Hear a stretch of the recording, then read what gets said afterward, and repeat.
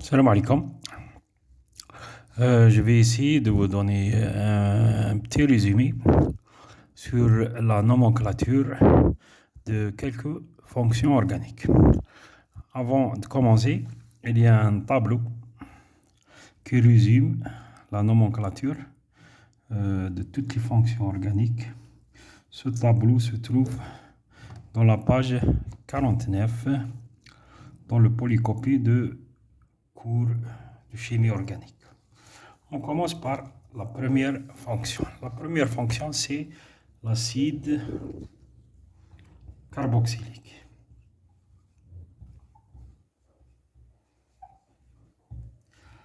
Sa formule est RCOOH. Alors, un acide, on trouve la fonction COH. Pour nommer les acides carboxyliques, on les nomme selon acide. Je commence par le préfixe acide. Ensuite,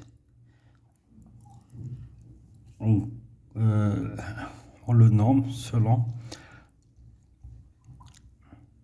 la nomenclature des alcanes en ajoutant un suffixe. Alors on dit acide alcanoïque. Acide alcanoïque. Alors, je vais donner rapidement un exemple, soit la molécule suivante. On a par exemple la fonction O, H, j'ajoute là un substituant. Je peux ajouter là une autre fonction. Ici le brome. D'accord, on peut laisser comme ça. Pour nommer les acides, d'abord, on cherche la chaîne principale. La chaîne principale, c'est la chaîne qui contient d'abord la fonction acide ou la fonction. On a ici deux fonctions, soit un cétone, soit un acide. Dans le tableau, on observe que les acides carboxyliques sont classés en ordre prioritaire à celle de cétone. Alors, la fonction principale est un acide. Maintenant, on nomme la chaîne principale toujours. On cherche la chaîne la plus longue. On a 1, 2, 3, 4, non 1, 2, 3, 4, 5 et 6. Ça veut dire que c'est un hexane. Pour nommer ce composé, on commence par acide, hexanoïque, acide, hexanoïque. Cet acide hexanoïque, il contient des substituants. On a un substituant ici, deuxième substitution et troisième substituant. Ce substituant, on le nomme par isopropyl. Alors on dit isopropyl, 2 isopropyl. On a 4 bromo. 3, c'est oxo. L'oxygène, la double liaison, quand elle n'est pas prioritaire, alors on la nomme selon oxo. On classe ces substituants par ordre alphabétique. On a O, B, I. Alors, le nom de ce composé est acide 4 bromo. 4 bromo. Ensuite, 2 isopropyl.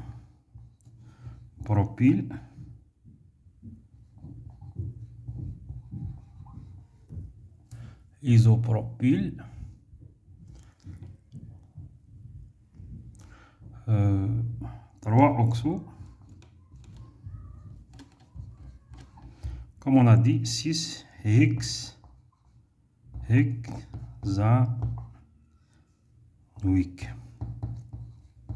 Ça, c'est pour la première fonction. On passe à une autre fonction.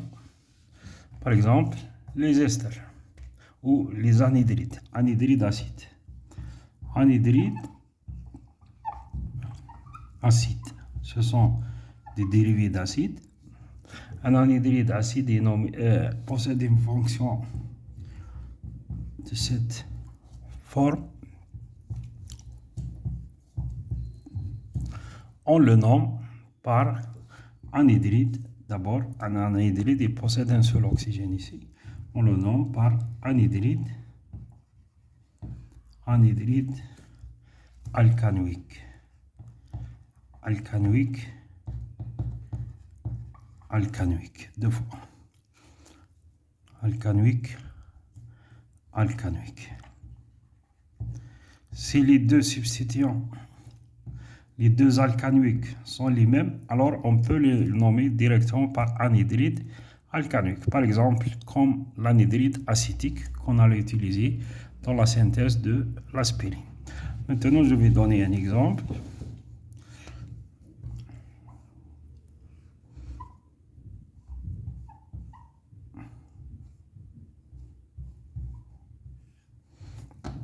Par exemple, soit cet anhydride. L'anhydride, il possède un oxygène. Il y a deux oxygènes double liaison. Alors, c'est un dérivé d'acide. Pour nommer ce composé, on nomme cette partie et on nomme cette partie. La première partie, 1, 2, 3, 4. 4, c'est un butanoïque. Et la deuxième partie, 1, 2, c'est éthanoïque.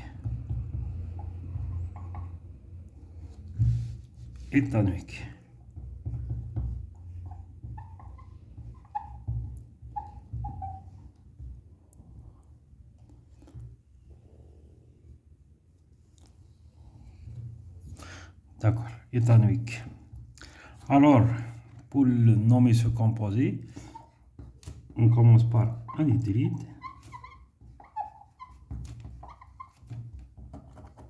On classe ces substituants par ordre alphabétique. Alors on dit anhydride butanoïque,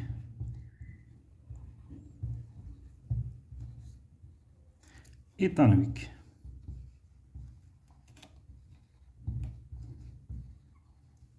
Ça, c'est le nom du composé. Si par exemple, ce composé possède un groupement méthyle ici, on le nomme ici. Si on ajoute un groupement méthyle, toujours on a 1, 2. 2, on a 2 méthyl.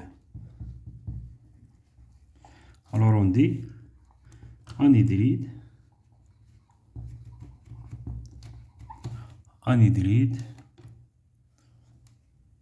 je m'excuse.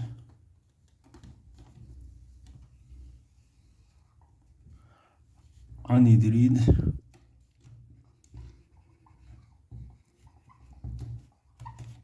de méthyle. Ah, ici on a 2 méthyl butanoïque, 2 méthyl butanoïque, éthanoïque. On classe ces deux substituants par ordre alphabétique. Alors on dit anhydride éthanoïque,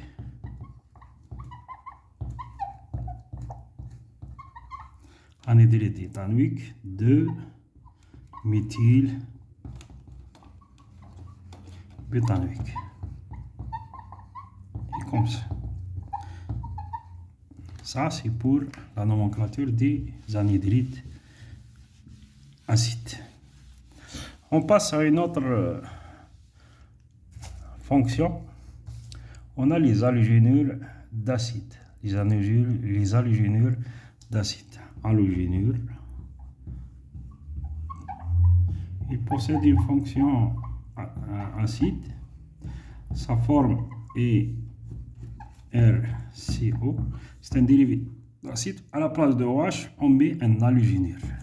Un halogénure X, il peut être chlore, brome, etc.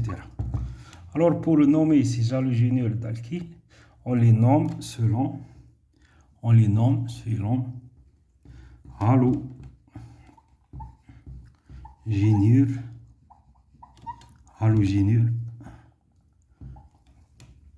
d'alcanhuile.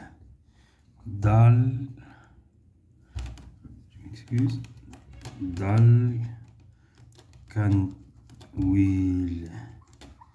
d'alkanylyle OYL. D'alkanylyle. Ça, c'est la nomenclature des halogénures d'acide. On les nomme par halogénures d'alkanylyle. Je vais donner un exemple.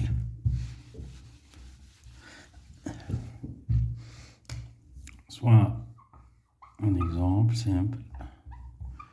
COCl. Je vais mettre ici un méthyle. D'accord. La nomenclature de ce composé, on choisit la chaîne principale, c'est la chaîne qui contient la fonction, et la chaîne la plus longue. La plus longue, on a 1, 2, 3, 4. D'accord. Pour nommer ce composé, on commence par l'halogénure, c'est le chlorure. Halogénure, c'est chlorure de quoi? Chlorure de 2 méthyle. On a ici un méthyle. 2 méthyle. 2 méthyle, chlorure de 2 méthyle. Alkanylyle, on a 1, 2, 3, 4. 4, c'est butanyle. Butan. OYL. Voilà pour la nomenclature des halogénures d'acide. Je vais passer à une autre fonction. On a ici les aldéhydes.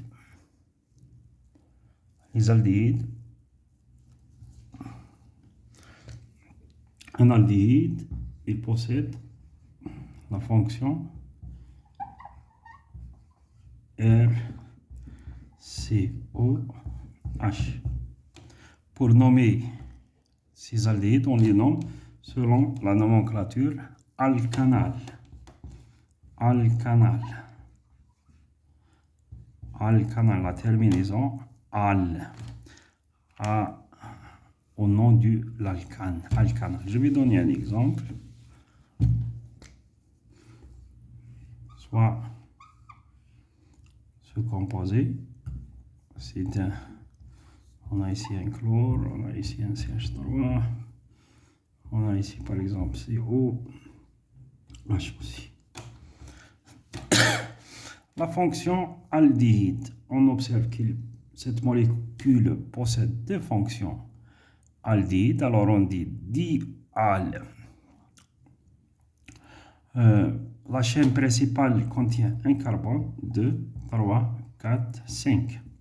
On numérote de cette façon, puisque le premier substituant est plus proche se trouve ici. Alors, pour nommer ce composé, d'abord c'est un 5, c'est pentanal. C'est pentandial. Pentan 1, 5 dial. Voilà.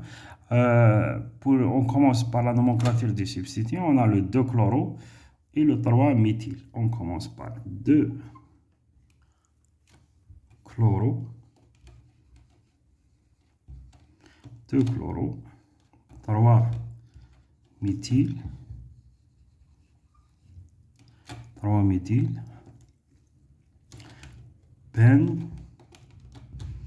pentan,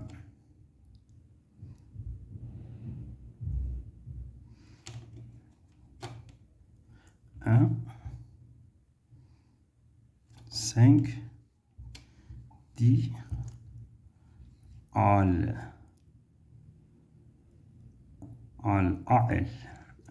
Dial. 1, 5 dial. Voilà pour le nom de ce composé. Je vais passer à une autre fonction. C'est les cétones. Les cétones possèdent une formule RCOL. R'. Les R et R, ce sont des groupements alkyles. Et on a au milieu la fonction cétone, C-double ou carbonyle. Pour nommer les cétones, on les nomme selon la nomenclature alcanone. Alcanone. Je vais donner un exemple. Soit cette molécule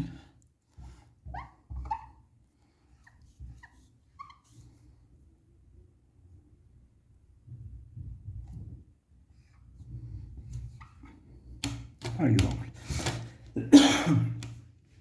Pour nommer le cétone, on cherche la chaîne la plus longue, qui est la chaîne qui contient bien sûr la fonction cétone.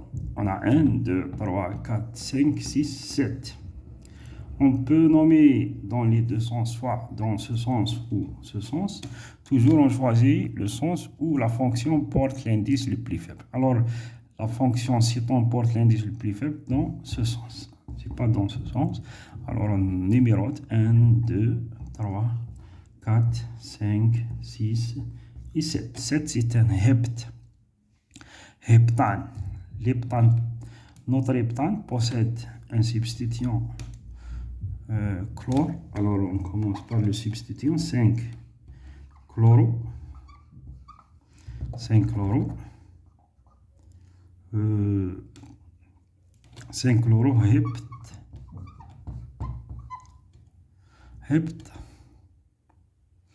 hepta. On a 10 onnes, deux fonctions onnes.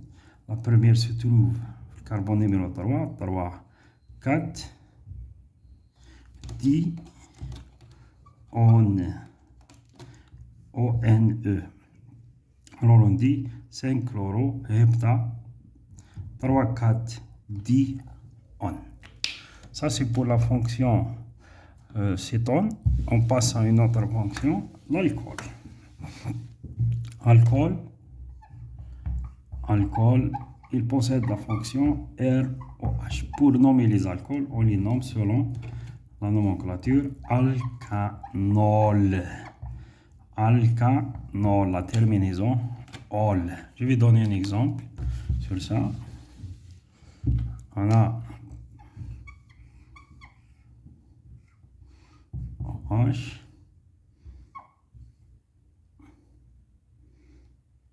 OH par exemple, ou je donne un autre. Brome, isoputyle, d'accord. Isopropyl. Pour nommer ce composé, on cherche la chaîne principale, c'est la chaîne la plus longue qui contient bien sûr la fonction OH. 1, 2, toujours on choisit, on numérote de telle façon la fonction OH possède l'indice le plus faible. 1, 2, 3, 4, 5, 6 et 7. On a les substituts. 7, ça veut dire c'est heptanol. Heptane 3-ol. Pour les substituants, nous avons ici un isopropyl. Ici, on a un bromo.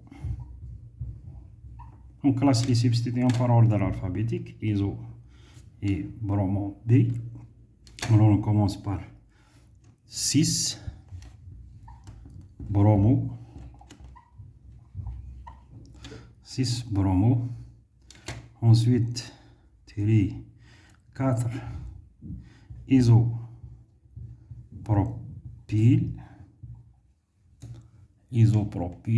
4 isopropyl. Isopropyl. 4 isopropyl. Ensuite, on a dit l'alcool possède 7 carbones. Alors, c'est un heptane 3-ol. Heptane 3-ol.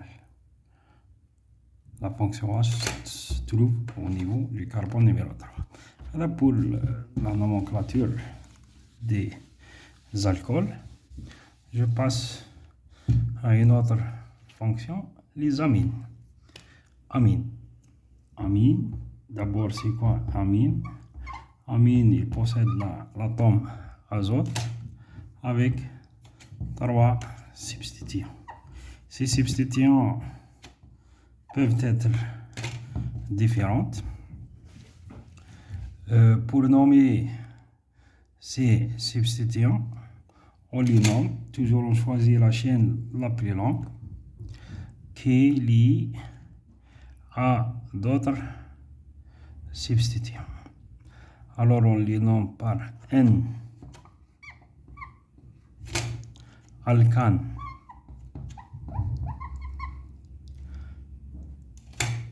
N-alcanamine, ou on les nomme aussi par N-alcane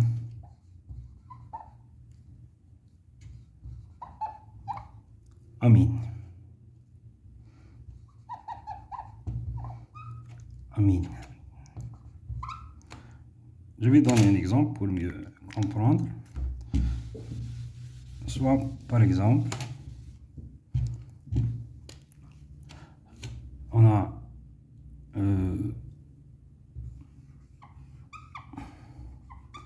un adjectif.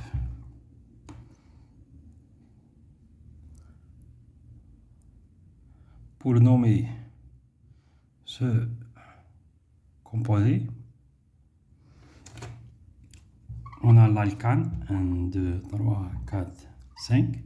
5 c'est le pentane, alors on dit pentane c'est le N, pentane, N-pentane amine.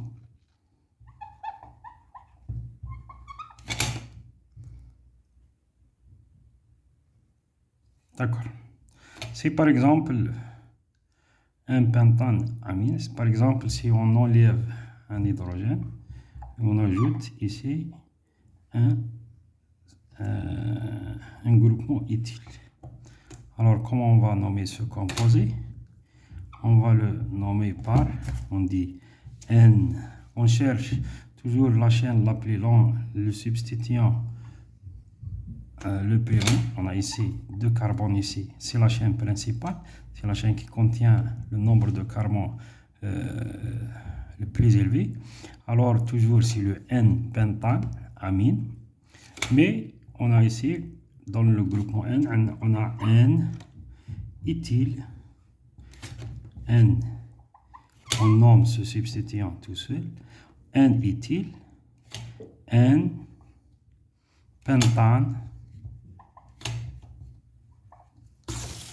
N-pentane amine. Ça c'est le nom de ce composé. Par exemple, si on enlève le H, on ajoute un autre groupement,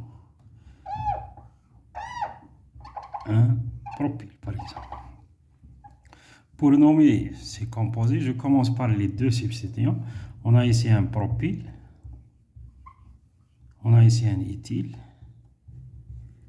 on a ici 1, 2, 3, 4, 5, 6 pentyle. C'est la chaîne principale. Alors on choisit la chaîne la plus longue qui alors on dit pentane, N-pentane amine. Ce N-pentane amine possède 2 substituants. Nous avons un substituant éthyle et un substituant propyle. On classe ces substituants par ordre alphabétique. Alors on commence par éthyle et on le nomme par N, éthyle, N-éthyle, N-propyle, N-éthyle, N-propyle, N-pentane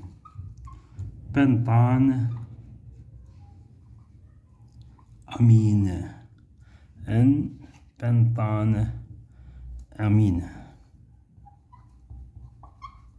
Ça c'est pour la nomenclature des amines. Je passe à une autre fonction, c'est l'éther. l'éther. On a ici pour l'éther la fonction est de cette forme R'. Pour nommer les éthers, on les nomme. Il y a deux types de nomenclature. On peut nommer par alkoxy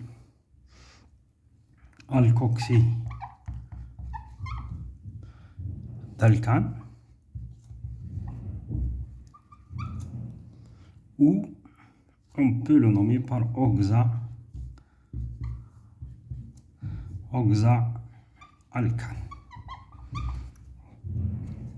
Il y a deux types de nomenclature. Alkoxy, c'est le groupement qui possède nombre de carbone le plus faible ici. Alors on le nomme, c'est l'alkoxy d'alcane. Sinon on le nomme directement oxaalcane. Je vais donner des exemples pour mieux comprendre. Soit par exemple la chaîne, soit par exemple cette chaîne. On a deux groupements, R et R'. Pour nommer ce composé par la première nomenclature, on a ce substitut. On le nomme, c'est un alkoxy. Toujours on choisit la chaîne alkoxy, c'est la chaîne qui contient le nombre de carbone le plus faible.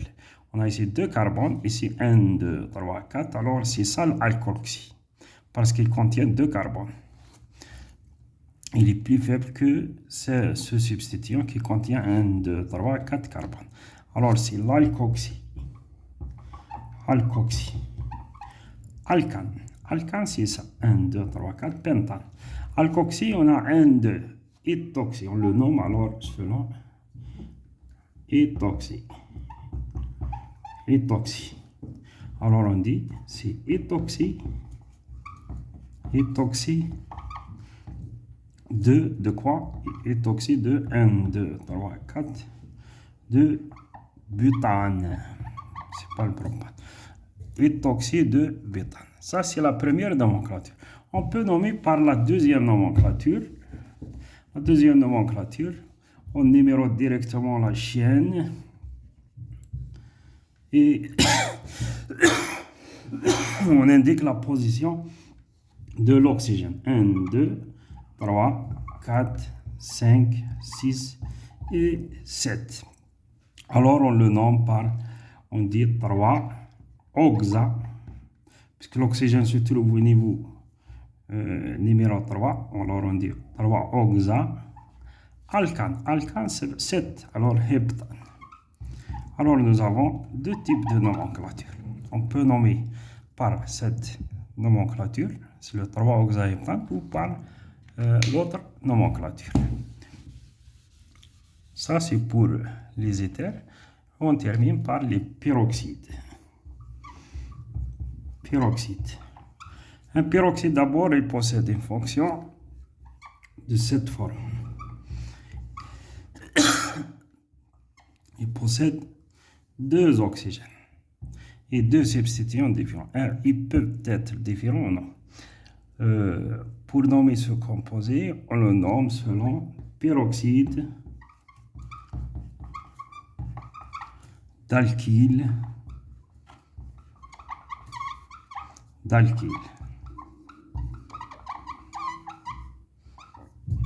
On a 2 alkyles.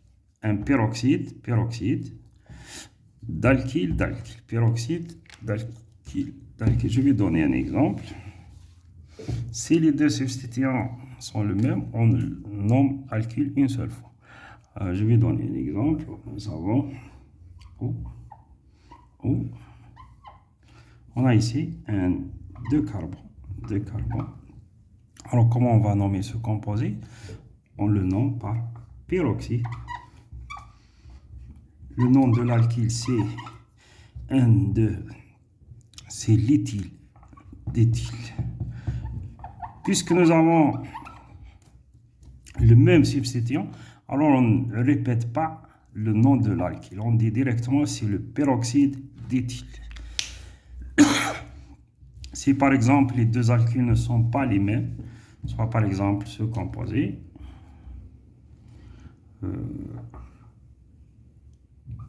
D'accord, je vais ajouter un méthyle ici. Et un Br ici. Le peroxyde, c'est ici. On nomme cet alkyle tout seul. C'est un méthyle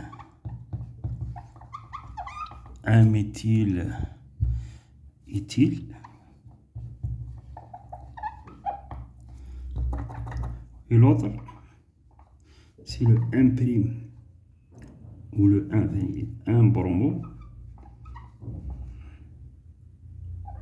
Un bromo, 1, 2, 3, un bromo, méthylpropyle.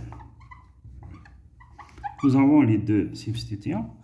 On a l'ordre, on classe les substituants par ordre alphabétique. Alors, B, M, alors on classe le bromopropyle avant le 1-méthyléthyle et on le nomme par peroxyde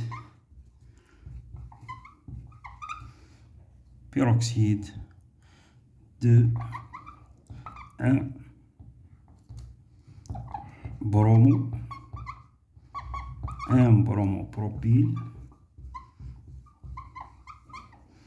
bromopropyle, de 1 méthyle, 1' ici, c'est 1',